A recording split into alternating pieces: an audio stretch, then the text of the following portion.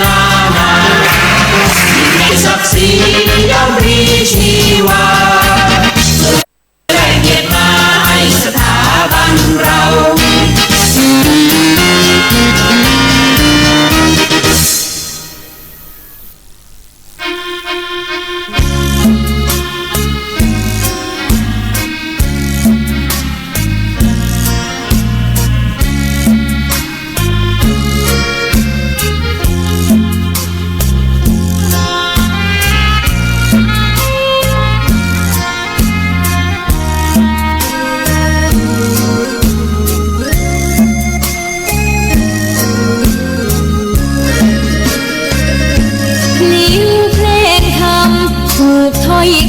เข้าถึงจิตใจฟังรายการวิทยุเสียงใสส่งถึงใจไปสู่ปลายนาสารธรรมน้อมนำเอาพระศาสดาบอกผู้คนทั่วลาหันมาเข้าวัดฟังธรรมคลื่นเสียงนี้เป็นคลื่นธรรมะจากใจส่งถึงบ้านไกลบ้านไกลฟังได้สุขใจล้ำยามดึกดื่นค่ำคืนมีงานต้องทำเป็นคลื่นสารธรรมเน้นย้ำธรรมะเพื่อนใจเสียงคลื่นธรรมบอกหลักธรรมให้คลายความเหงาฟังเสียงธรรมะเบาเบาบอกเราถึงคนบ้านไกลสื่อธรรมะบอกลดละระหว่างด้วยใจสื่อไปถึงสวงในเข้าใจหลักธรรมหลักดีเพลงธรรมผูกสัมพันธ์จิตใจร่าเริงฟังสาระธรรมะบันเทิงรื่นเริงในชีวิตยามวันว่างเดินทางไปเยี่ยมสถานีนัดพบกันน้องพี่วันนี้วันดีวันเสาร์สวดมนต์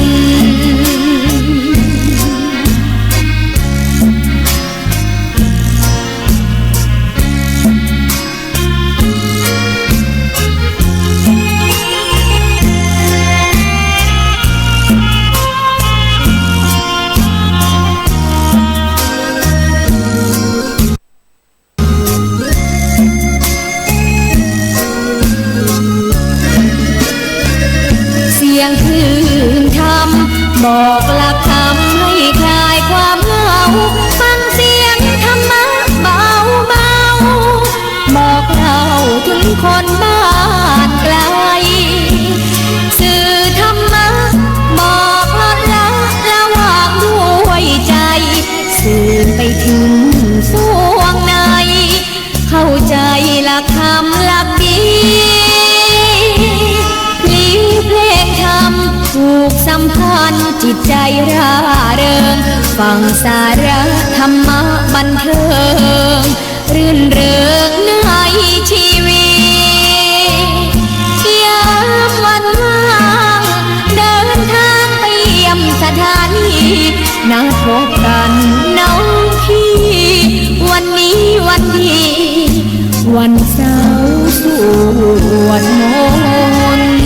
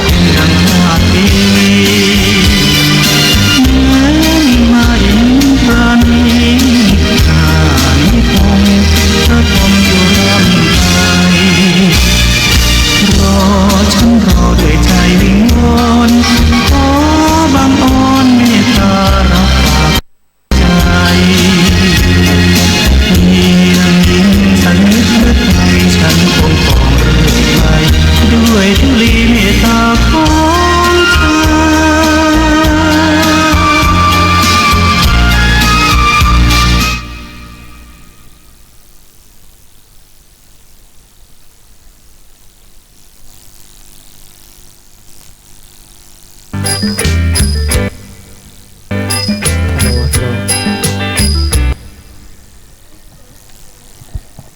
โลโล โลโลโล ฮัลโหล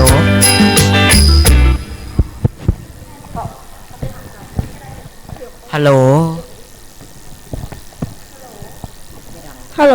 เทส ฮัลโหล ฮัลโหล ฮัลโหล ฮัลโหลโลโล เท โล ส เทส ฮัลโหลเทส ฮัล เท โหล ส ฮัลโหล ฮัลโหล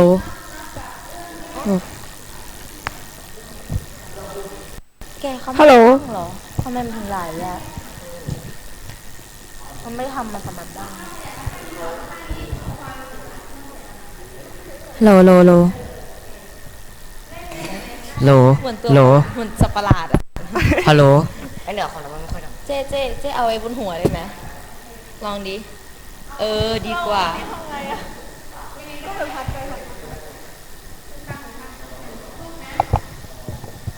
ฮัลโหล ฮัลโหล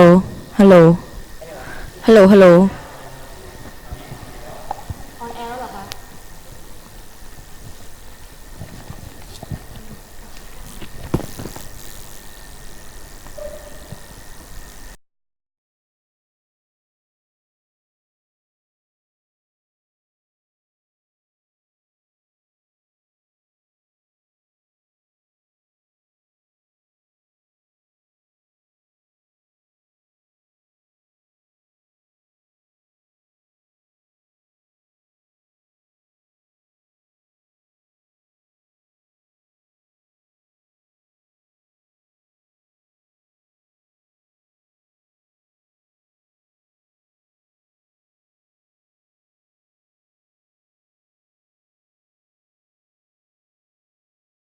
ยามเย็นค่ะ ท่านผู้ฟังทุกท่าน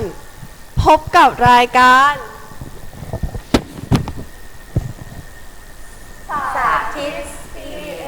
สาธิต CMU Variety และในขณะนี้เราอยู่ที่สถานีวิทยุเพื่อการศึกษาพระพุทธศาสนาและวัฒนธรรม FM 104.50 เมกะเฮิรตซ์ตั้งอยู่ที่วัดฝายหิน มหาวิทยาลัยเชียงใหม่ เลขที่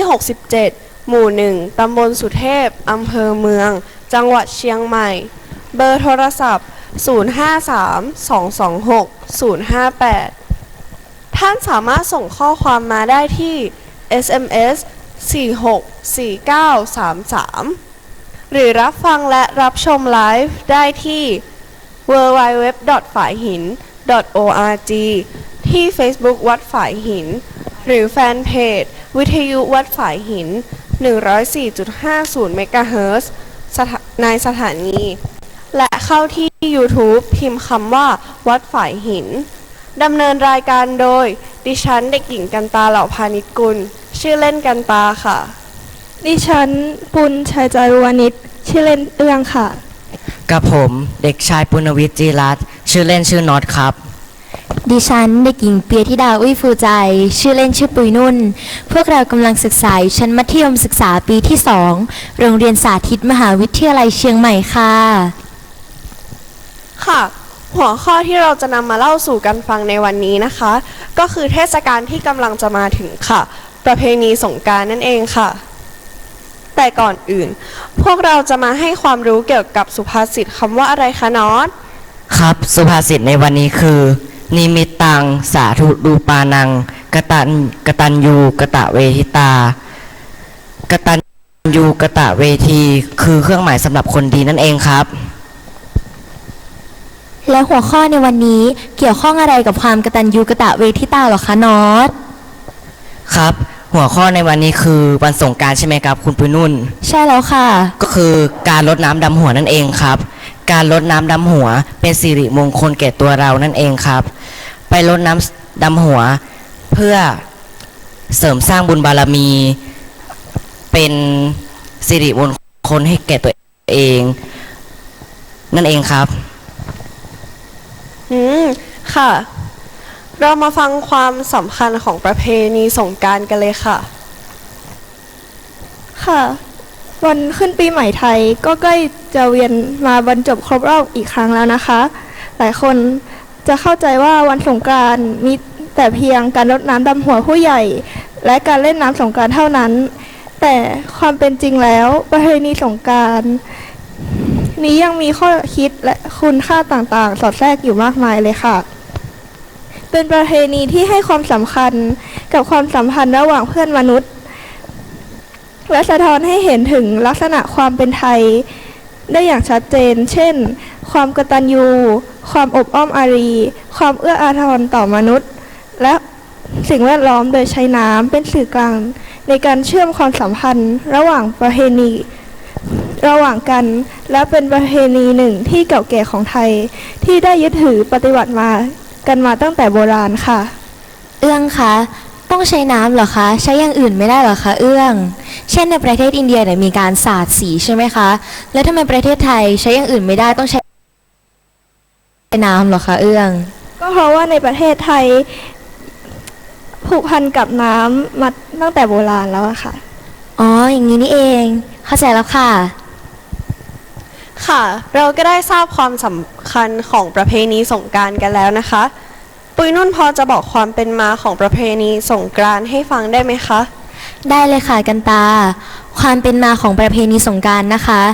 ปัจจุบันปฏิทินไทยกำหนดให้เทศกาลสงกรานต์ตรงกับวันที่ 13-15 เมษายนของทุกปีนั่นเองค่ะและเป็นวันหยุดราชการอย่างไรก็ตามสงกรานต์เป็นประเพณีที่สำคัญและสืบทอดต่อกันมาอย่างยาวนานโดยสันนิษฐานว่าเป็นประเพณีดั้งเดิมของอินเดียต่อมาได้แพร่ขยายไปยังท้องถิ่นต่างๆทางนี้ได้มีการปรับเปลี่ยนดัดแปลงให้ต่างไปจากเดิมบ้างทั้งการประกอบพิธีรูปแบบและพฤติกรรมในประเทศไทยไม่ปรากฏหลักฐานแน่ชัดว่าประเพณีสงกรานต์มีมาตั้งแต่เมื่อไหร่แต่ได้ถือเอาวันที่ 13 เมษายนของทุกปีเป็นวันปีใหม่และช่วงเวลาดังกล่าวนี้ตรงกับช่วงเวลาที่คนไทยในสมัยโบราณว่างจากการทำนาจึงเป็นการเหมาะสมสำหรับที่คนไทยจะได้ฉลองปีใหม่ในช่วงเวลาดังกล่าวด้วยค่ะปุยนุ่นคะปุยนุ่นคิดว่าการที่เทศกาลสงกรานต์เนี่ยตรงกับวันที่ 13-15 เมษายนของทุกปีมันดีไหมคะคิดว่าดีนะคะเพราะว่าในประเทศไทยเราก็ไม่ทราบใช่ไหมคะว่าในประเพณีสงกรานต์เนี่ยเริ่มมาตั้งแต่เมื่อไหร่แต่ในสมัยโบราณเนี่ยเขาบอกกันว่าในช่วงเวลาที่ 13 เมษายนนะคะจะเป็นช่วงเวลาที่ชาวนาในทุกๆบ้านเลยค่ะว่างจากการทำนาก็เลยจะใช้ช่วงเวลานี้เป็นเวลาเหมาะสมสำหรับการที่จะมาเล่นน้ำสงกรานต์กันการที่จะมาทำอะไรต่างๆเกี่ยวกับประเพณีสงกรานต์ค่ะกันตาก็เห็นด้วยกับปุยนุ่นเลยค่ะทั้งนี้นะคะตำนานเกี่ยวกับสงกรานต์ยังมีปรากฏในศิลาจารึกที่วัดพระเชตุพนวิมลมังคลารามค่ะโดยย่อว่าเมื่อวันสงกรานต์ตรงกับวันใดในแต่ละปีก็จะมีนางสงกรานต์ประจำวันนั้นๆค่ะนางสงกรานต์ก็มีชื่อดังนี้นะคะทุงสะเทวีเป็นนางสงกรานต์ประจำวันอาทิตย์ค่ะโคราชเทวีเป็นนางสงกรานต์ประจำวันจันทร์รากสดเทวีเป็นนางสงกรานต์ประจำวันอังคารมันทาเทวีเป็นนางสงกรานต์ประจำวันพุธกิริณีเทวีเป็นนางสงกรานต์ประจำวันพฤหัสบดีกินิทาเทวีเป็นนางสงกรานต์ประจำวันศุกร์และสุดท้ายมโหธรเทวีเป็นนางสงกรานต์ประจำวันเสาร์ค่ะอยากจะรู้ว่าเพื่อนๆเนี่ยชอบนางสงกรานต์ประจำวันไหนมากที่สุดคะค่ะสำหรับเอื้องชอบรากศกเทวีค่ะเพราะว่าเป็นนางสงกรานต์วันประจำวันอังคารค่ะแล้วก็เป็นวันเกิดวันอังคารพอดีค่ะครับของผมก็เป็นรากสดเทวีเหมือนกันครับเพราะมีความสามารถพิเศษเตือนเราหรือเหตุการณ์ล่วงหน้าเพื่อไม่ให้เกิดอันตรายหรือไม่ให้มนุษย์เกิดความประมาทนั่นเองครับแล้วเอื้องกับน็อตรู้ไหมคะว่ารากสดเนี่ยแปลว่าอะไรคะ ไม่รู้เหมือนกันค่ะ ไม่ทราบเหมือนกันครับ คำว่ารากสดเนี่ยก็แปลว่ายักษ์หรือผีเสื้อน้ำค่ะ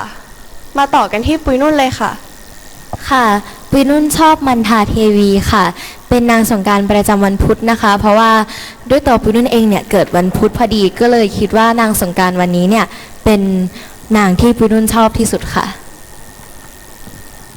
ขอบคุณคำตอบของทุกๆ คนมากๆเลยนะคะ ต่อไปเรามาฟังเรื่องราวความเป็นมาของนางสงกรานต์กันค่ะ ครับสำหรับเรื่องราวความเป็นมาของนางสงกรานต์นั้น มีบันทึกไว้ว่าครั้งหนึ่ง นานมาแล้วมีเศรษฐีคนหนึ่งรวยทรัพย์แต่ไม่มีบุตรไว้สืบสกุล โดยบ้านของเศรษฐีคนนี้ตั้งอยู่ใกล้กับนักเลงสุราที่มีบุตร2 คน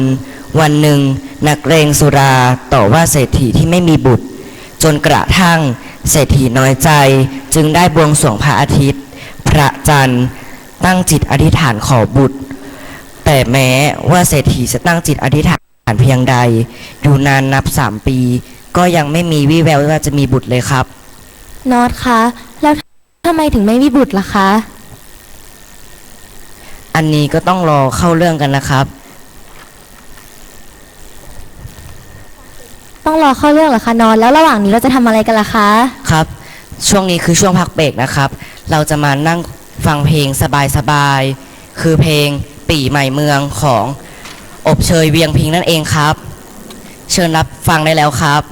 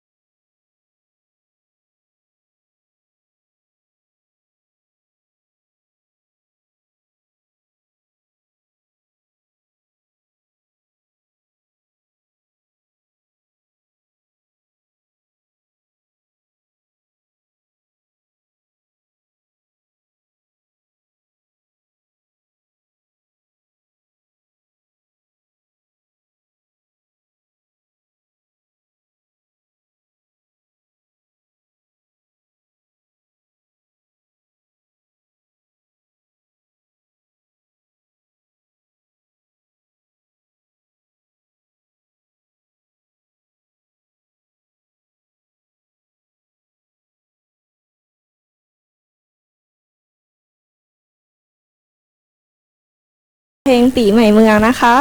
เรามาเข้าเรื่องเออประวัติของนางสงกรานต์กันต่อเลยดีกว่าค่ะ กระทั่งวันหนึ่งช่วงที่พระอาทิตย์ยกขึ้นสู่ราศีเมษเศรษฐีพาบริวารไปยังต้นไทรริมน้ำพอไปถึงก็ได้นำข้าวสารล้างในน้ำ7 ครั้ง และนำไปหุงบูชาอธิษฐานขอบุตรกับลูกคเทวดาที่ต้นไทรนั้น ลูกคเทวดาเห็นใจเศรษฐีจึงเหาะไปเฝ้าพระอินทร์ไม่ช้าพระอินทร์ก็มีเมตตาประทานเทพบุตรให้องค์หนึ่งนามว่าธรรมบาลลงไปปฏิสนธิในครรภ์ภรรยาเศรษฐีไม่ช้าเทพบุตรก็คลอดออกมาเศรษฐีจึงตั้งชื่อให้กุมารน้อยนี้ว่าธรรมบาลกุมารและได้ปลูกปราสาทไว้ใต้ต้นไทรนี้ให้กุมารนี้อยู่อาศัยค่ะ ค่ะ และเวลาผ่านไปธรรมบาลกุมารโตขึ้นได้เรียนรู้ภาษานก และเมื่อมีอายุ7 ขวบก็ได้เรียนไตรเพศจบ ธรรมบาลกุมารจึงได้เป็นอาจารย์บอกมงคลต่างๆ แก่คนทั้งหลาย อยู่มาวันหนึ่งท้าวกบิลพรหมได้ลงมาถามปัญหากับธรรมบาลกุมาร3 ข้อ โดยตั้งเงื่อนไขไว้ว่าถ้าธรรมบาลกุมารตอบได้ก็จะตัดศีรษะบูชา แต่ถ้าตอบไม่ได้จะตัดศีรษะธรรมบาลกุมารเสีย ซึ่งปัญหาที่ท้าวกบิลพรหมถามธรรมบาลกุมารก็คือ ตอนเช้าสีอยู่ที่ไหน ตอนเที่ยงสีอยู่ที่ไหน และตอนค่ำสีอยู่ที่ไหนนั่นเองค่ะ เมื่อได้ฟังคำถามดังนั้นนะคะ ธรรมบาลกุมารก็ไม่สามารถตอบได้ จึงขอผัดผ่อนท้าวกบิลพรหมไปอีก7 วัน ระหว่างนั้นธรรมบาลกุมารก็ได้พยายามคิดหาคำตอบ กระทั่งล่วงเข้าวันที่ 6 ธรรมบาลกุมารก็ลงจากปราสาทมานอนอยู่ใต้ต้นตาล โดยคิดว่าหากไม่สามารถตอบปัญหานี้ได้ ก็ขอตายในที่ลับยังดีกว่าไปตายด้วยอาญาของท้าวกบิลพรหมค่ะ โหกันตาคะเข้าวันที่6แล้วเนี่ยธรรมบาลกุมารยังไม่รู้อีกเหรอคะ นั่นสิคะ แต่ว่าเราก็ต้องไปฟังกันต่อนะคะ แต่ตอนนี้เราไปพักฟังเพลงเพราะๆกันก่อนดีกว่าค่ะ เพลงอะไรเหรอคะกันตา เพลงที่เข้ากับบรรยากาศเทศกาลนี้มากๆเลยค่ะดำหัวปีใหม่ค่ะ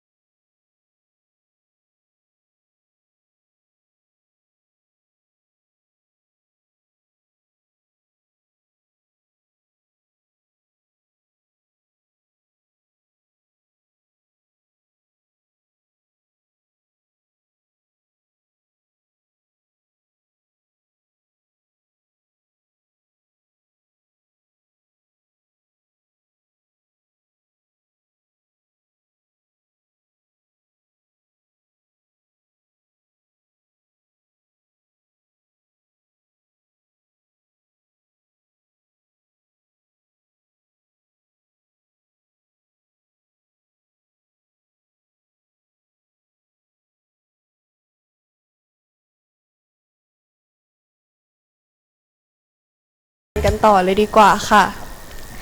ครับ นับเป็นโชคดีที่ธรรมบาลกุมารสามารถฟังภาษานกได้ และบังเอิญบนต้นไม้มีนกอินทรี2 ตัว ผัวเมียเกาะทำรังอยู่ ธรรมบาลกุมารจึงได้ยิงนก2 ตัวผัวเมีย สนทนากัน โดยนางนกอินทรีถามสามีว่า พรุ่งนี้จะไปหาอาหารแห่งใด สามีได้ตอบนางนกไปว่า เราจะไปกินศพธรรมบาลกุมาร ซึ่งจะถูกเท้ากบินพรหมฆ่า เพราะตอบปัญหาไม่ได้ นางนกจึงถามว่าคำถามที่เท้ากบินพรหมถามคืออะไร สามีก็เล่าให้ฟัง ซึ่งนางนกก็ไม่สามารถตอบได้เช่นกันครับ สามีจึงเฉลยว่า ตอนเช้าสีจะอยู่ที่หน้า คนจึงต้องล้างหน้าทุกๆเช้า ตอนเที่ยงสีจะอยู่ที่อก คนจึงเอาเครื่องหอมประพรมที่อก ส่วนตอนเย็นสีจะอยู่ที่เท้า คนจึงต้องล้างเท้าก่อนเข้านอนนั่นเองครับ โอ้โห โอ้โห นอตคะ นกตัวนี้เนี่ยสามารถตอบได้ด้วยเหรอคะ งั้นแสดงว่าถ้าธรรมบาลกุมารเนี่ยสามารถฟังภาษานกได้ งั้นพอธรรมบาลกุมารเนี่ยได้ยินที่นกพูดก็ต้องสามารถตอบคำถามได้สิคะ ใช่ค่ะค่ะเมื่อได้ยินดังนั้นธรรมบาลกุมารก็ได้จดจำที่สามีนกพูดไว้ กระทั่งวันรุ่งขึ้น ธรรมบาลกุมารได้นำคำตอบดังกล่าว ไปตอบกับท้าวกบินพรหมเมื่อท้าวกบินพรหมเป็นฝ่ายพ่ายแพ้ท้าวกบินพรหมจึงตรัสเรียกธิดาทั้ง7 อันเป็นบาจาริกาของพระอินทร์มาประชุมพร้อมกัน แล้วบอกว่าจะตัดเศียรบูชาธรรมบาลตามคำท้าไว้ แต่ปัญหาก็คือพระเศียรของพระองค์หากตกอยู่ไปอยู่ที่ใดก็จะเป็นอันตรายต่อที่นั้น อย่างเช่นหากตัดเศียรตั้งไว้บนแผ่นดินไฟก็จะไม่โลก แต่ถ้าโยนขึ้นไปบนอากาศฝนก็จะแล้ง หรือถ้าจะทิ้งในมหาสมุทรน้ำก็จะแห้งค่ะ โอ้โห ขนาดนี้เลยเหรอคะเอื้อง ใช่ค่ะ ค่ะ ด้วยเหตุนี้นะคะท้าวกบิลพรหมจึงมอบหมายให้ธิดาทั้ง7ผลัดเวรกันนำพานมารองรับเสียร โดยให้นางทุงสะเป็นผู้เป็นธิดาองค์โตเป็นผู้เริ่มต้น ซึ่งนางทุงสะก็เชิญพระเศียรของท้าวกบิลพรหมเวียนขวารอบเขาพระสุเมน60 นาที จากนั้นนำไปประดิษฐานไว้ในถ้ำคันธชุลี ณ เขาไกรลาศ และเมื่อครบกำหนด365 วัน ซึ่งโลกสมมุติว่าเป็นปีหนึ่งเวียนมาถึงวันมหาสงกรานต์เทพธิดาทั้ง7ก็จะส่งพาหนะของตนผลัดเวรกันค่ะ แต่ก่อนที่เราจะไปรู้เนี่ยเราลองมานั่งฟังเพลงเพราะๆกันดีกว่าค่ะ นั่นก็คือเพลงหมู่เฮานั่นเองนะคะไป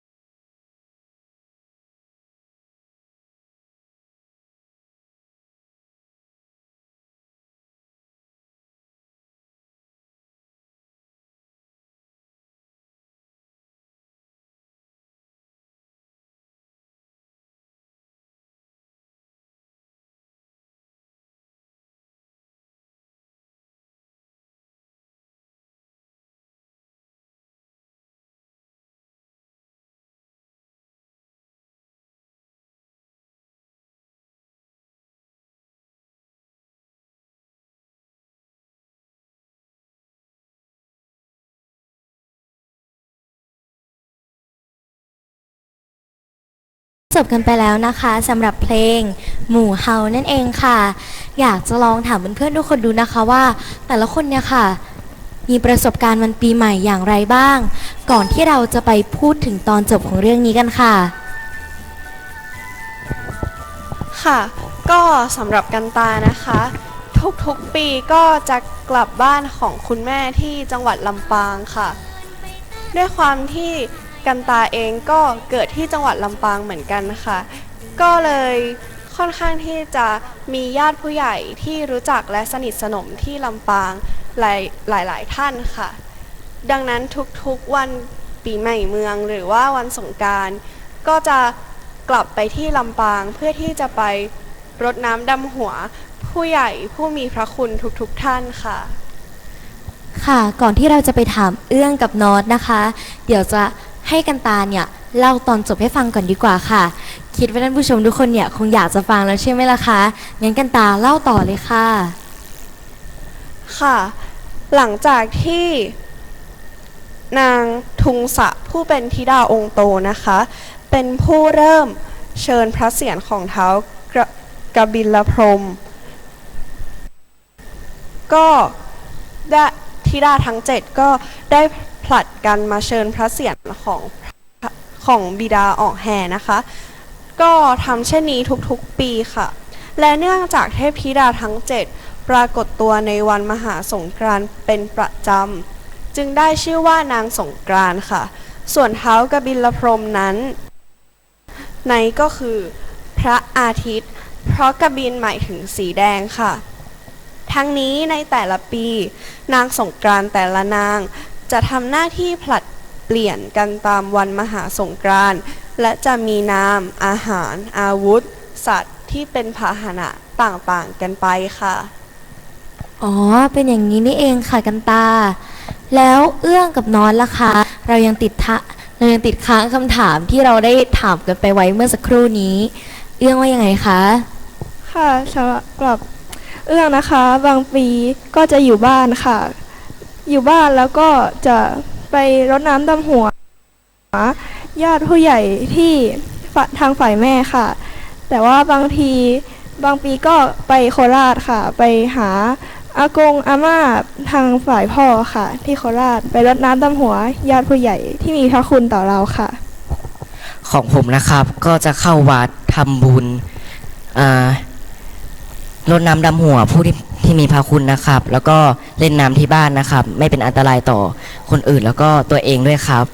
นอตเนี่ยดูสายบุญจริงเลยนะคะ แล้วนอตเนี่ยไปทำบุญที่วัดไหนบ้างคะ ครับวัดแถวบ้านนะครับ พอดีว่าบ้านของผมอยู่ที่ลำพูนนะครับ ก็ทำบุญที่วัดแถวบ้านนั่นแหละครับ ลองยกตัวอย่างมาสักวัด2 วัดได้ไหมคะ วัดพระธาตุหริพุนชัยครับ แล้วก็วัดแถวบ้านก็คือวัดกุรมะครับ โอ้โหวัดพระธาตุหริพุนชัยเนี่ยก็เป็นวัดพระธาตุประจำปีเกิดของปีนุ่นด้วยนะคะ นั่นก็คือปีไก่นั่นเองค่ะ แล้วปุยนุ่นล่ะคะในวันปีใหม่เมืองหรือว่าวันสงกรานต์เนี่ยทำอะไรคะ ปุยนุ่นล่ะคะปุยนุ่นก็จะกลับบ้านค่ะ แล้วก็จะมีไปทำบุญบ้าง ส่วนใหญ่นะคะก็จะไปรดน้ำดำหัวคุณปู่คุณย่าคุณตาคุณยายอย่างเงี้ยค่ะ แล้วก็ผู้ที่มีพระคุณหลาย ๆ ท่าน ก็จะไปรดน้ำดำหัวเป็นประจำค่ะ แล้วก็จะไปเล่นน้ำค่ะเล่นน้ำกับเพื่อนๆคุณพ่อคุณแม่ก็จะนัดกับเพื่อนๆค่ะ จะเป็นเพื่อนๆจากที่โรงเรียนเก่า ก็คือจะเป็นกลุ่มอยู่ด้วยกันตั้งแต่ตอนเด็กๆแล้วคุณพ่อคุณแม่ก็รู้จักกันมาตั้งแต่สมัยอนุบาลแล้ว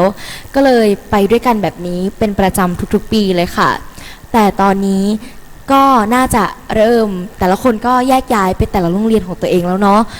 ส่วนปีรุ่นเนี่ยก็มาสาธิตมชนะคะเพื่อนๆก็อาจจะไปยุพราชบ้างอะไรบ้างอย่างเงี้ยค่ะมี Prince Royal บ้างด้วย แต่สำหรับปีรุ่นก็คิดว่าวันสงกรานต์ก็เป็นวันที่ดีวันหนึ่งเลยละค่ะแล้วก็มีน้ำให้เล่นสนุกด้วยค่ะชาวต่างชาติเนี่ยก็มาเที่ยวที่ประเทศไทยในช่วงวันสงกรานต์เยอะมากๆเลยค่ะแล้วก็น้ำต่างๆที่ชาวต่างชาติได้สาดมาเนี่ยก็เป็นน้ำที่เย็นมากๆเลยค่ะ ปุยนุ่นเคยไปเล่นน้ำที่ไหนแล้วถูกใจที่สุดไหมคะ ส่วนใหญ่เนี่ยก็จะไปแถวๆท่าแพค่ะ เพราะว่าแถวๆนั้นเนี่ยค่ะ คนไปเล่นเยอะค่ะ แล้วก็แต่ละคนก็มนุษยสัมพันธ์ดีสนุกสนานมากๆเลยค่ะกันตา เอื้องกับน้อนล่ะคะ มีประสบการณ์แบบนี้บ้างหรือเปล่าคะ ครับของผมก็มีนะครับ ชอบไปเล่นที่คูเมืองบ้างประตูท่าแพบ้างอะไรอย่างนี้แต่ส่วนใหญ่ก็เล่นที่หน้าบ้านนั่นแหละครับเพราะว่าพ่อแม่เขาเป็นห่วงครับ โหพ่อแม่น็อตเนี่ยเป็นห่วงน็อตดีจริงๆเลยนะคะ แล้วเอื้องล่ะคะ ค่ะเอื้องก็ไม่ค่อยได้ออกไปไหนนะคะ วันสงกรานต์จะอยู่บ้านหรือว่าไปบ้านเพื่อนเฉยๆค่ะ ส่วนใหญ่ก็ใช้เวลาอยู่กับครอบครัวค่ะ เป็นวันสงกรานต์ที่เป็นวันครอบครัววันหนึ่งเลยก็ว่าได้นะคะกันตาล่ะคะ กันตาเองก็คล้ายๆกับเอื้องเลยค่ะ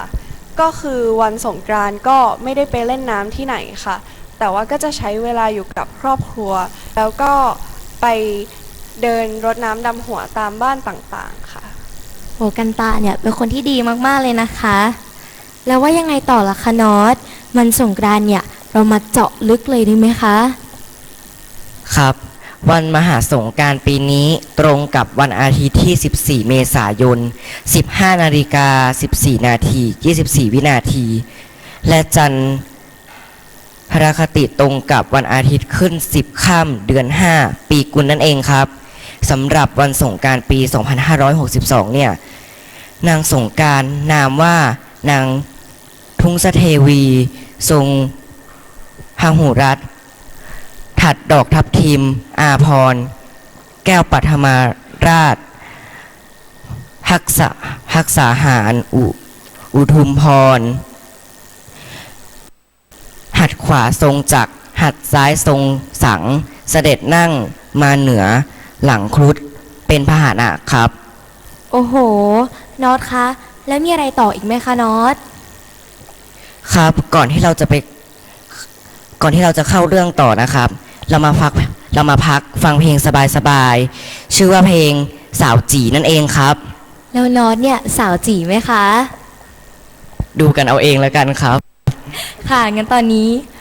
ไปรับฟังกันได้เลยค่ะ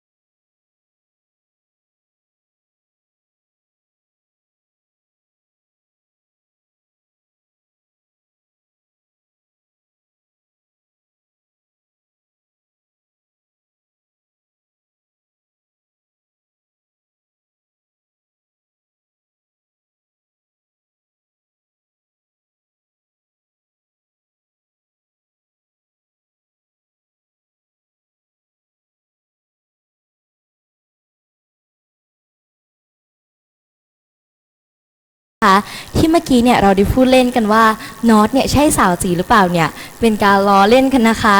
เพราะว่านอตเนี่ยเป็นผู้ชายแมนเต็ม100%เลยค่ะ ว่ายังไงต่อล่ะคะเอื้อง เกี่ยวกับวันสงกรานต์ปุ้ยนุ่นอยากจะรู้มากๆเลยค่ะ ค่ะ ในแต่ละภาคนะคะ ก็จะมีวิธีเรียก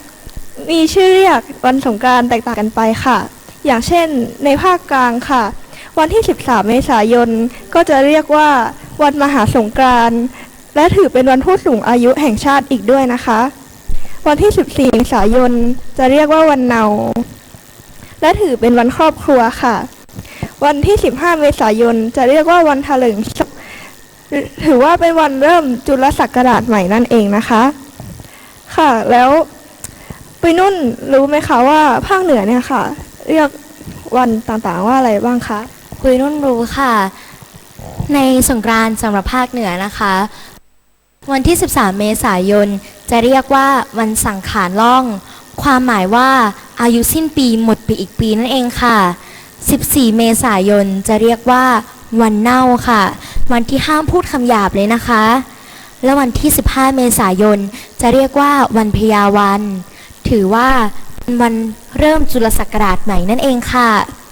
แล้วกันตาล่ะคะ สงกรานต์ในภาคใต้เนี่ยมีอะไรบ้างคะ ค่ะ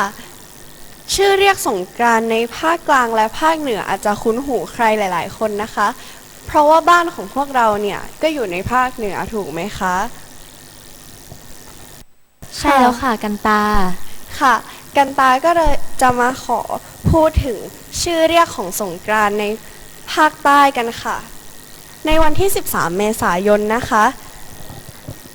จะเรียกว่าเจ้าเมืองเก่าค่ะ เชื่อกันว่าวันที่เทวดารักษาบ้านเมืองจะกลับบนสวรรค์ค่ะ ในวันที่ 14 เมษายนนะคะ จะเรียกว่าวันว่างค่ะ ก็คือวันที่ปราศจากเทวดารักษาเมืองนั่นเองค่ะ ส่วนในวันที่ 15 เมษายนนะคะ จะเรียกว่าวันรับเจ้าเมืองใหม่ค่ะ ซึ่งเป็นวันที่รับเทวดาองค์ใหม่ เพื่อดูแลบ้านเมืองแทนองค์เดิมค่ะ โห ภาคใต้เนี่ยจะต่างจากภาคอื่นมากๆเลยนะคะกันตานอตคะกิจกรรมที่ชาวไทยส่วนใหญ่เนี่ยมักทำในวันขึ้นปีใหม่เนี่ยคืออะไรบ้างคะ แต่เดี๋ยวก่อนเราจะลองมาถามกันดีกว่าค่ะ ว่ากิจกรรมที่ชอบทำที่สุด เน้นย้ำเลยนะคะว่าที่สุดเลยค่ะ ที่ชอบทำวันนี้เนี่ยคืออะไรเลือกมาหนึ่งอย่างนะคะทุกคน ครับสำหรับผมนะครับก็ชอบเล่นน้ำมากๆเลยนะครับ เพราะว่ามันสนุกแล้วก็มันเย็นชุ่มฉ่ำไปหมดเลยครับ แล้วก็ถ้าเป็นไปได้ก็เล่นกับเพื่อนสนุกที่สุดเลยครับ โหเล่นกับแฝดด้วยไหมคะนอต ครับ แล้วเอื้องล่ะคะ ค่ะ เอื้องก็ชอบเล่นน้ำเหมือนกันค่ะ ปกติก็ทุกปีก็จะเล่นกับน้องที่บ้านตลอดเลยค่ะ แล้วกันตาล่ะคะ สำหรับกันตานะคะก็อย่างที่ได้บอกไปว่า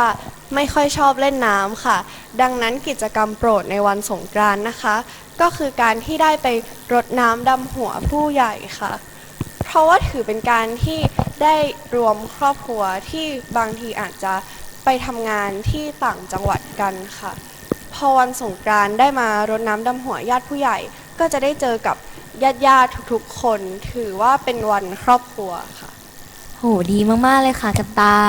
แล้วสำหรับวินุนนะคะกิจกรรมที่ชอบทำมากๆเลยเนี่ยก็เหมือนกันตาเลยค่ะ คือชอบไปรดน้ำดำหัวญาติผู้ใหญ่ต่างๆหรือผู้มีพระคุณนะคะ เพราะว่าเป็นการแสดงความกตัญญูกตเวทิตาค่ะ ซึ่งคล้องกับสุภาษิตที่เราเพิ่งพูดกันไปตอนแรกนะคะกตัญญูแปลว่ารู้คุณกตเวทิตาแปลว่าตอบแทนคุณนั่นเองค่ะนอตคะเรามาพูดกันต่อเลยดีกว่าค่ะ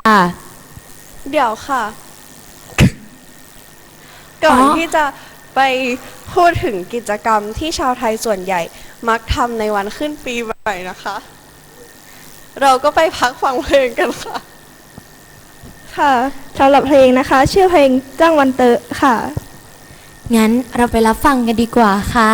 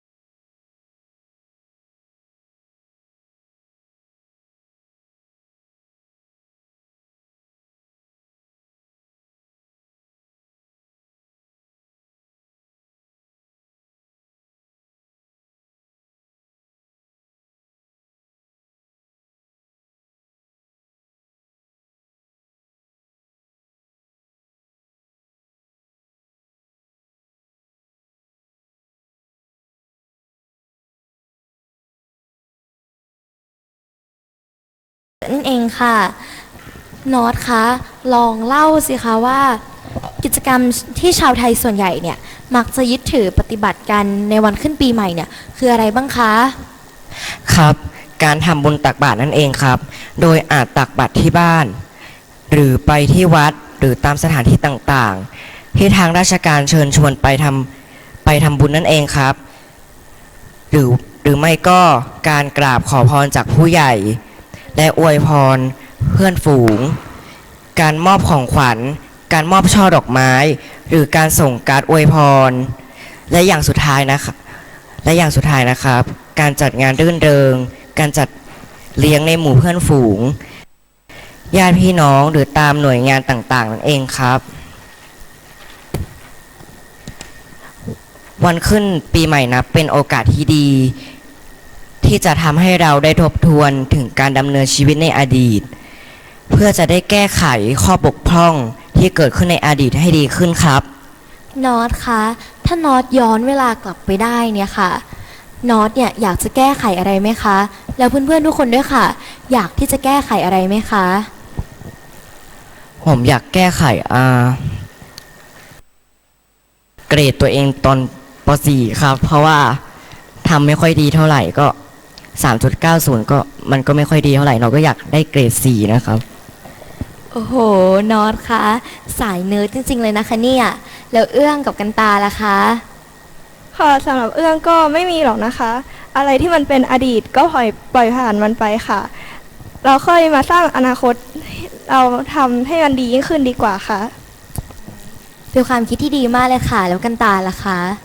สำหรับกันตานะคะก็เหมือนเอื้องเลยค่ะไม่อยากเปลี่ยนแปลงอะไรแต่ว่าเหตุผลก็อาจจะต่างกันไปสักเล็กน้อยค่ะเพราะว่าสำหรับกันตานะคะก็กลัวค่ะว่าถ้าเปลี่ยนแปลงอะไรในอดีตแล้วปัจจุบันจะไม่เป็นอย่างที่เป็นอย่างนี้ค่ะโหทุกคนมีความคิดที่แตกต่างกันมากเลยนะคะเอาละค่ะเอื้องแล้วต่อไปเนี่ยกิจกรรมในวันขึ้นปีใหม่เนี่ยมีอะไรอีกบ้างคะค่ะนอกจากนี้นะคะก็ยังสามารถมีการอุทิศส่วนกุศลผู้ที่ล่วงลับไปแล้วฟังเทศน์ปล่อยปลาปล่อยนกอวยพรซึ่งกันและกันค่ะและส่งน้ำพระพุทธรูปประดับธงชาติและเตรียมทำความสะอาดบ้านและที่พักอาศัยด้วยค่ะ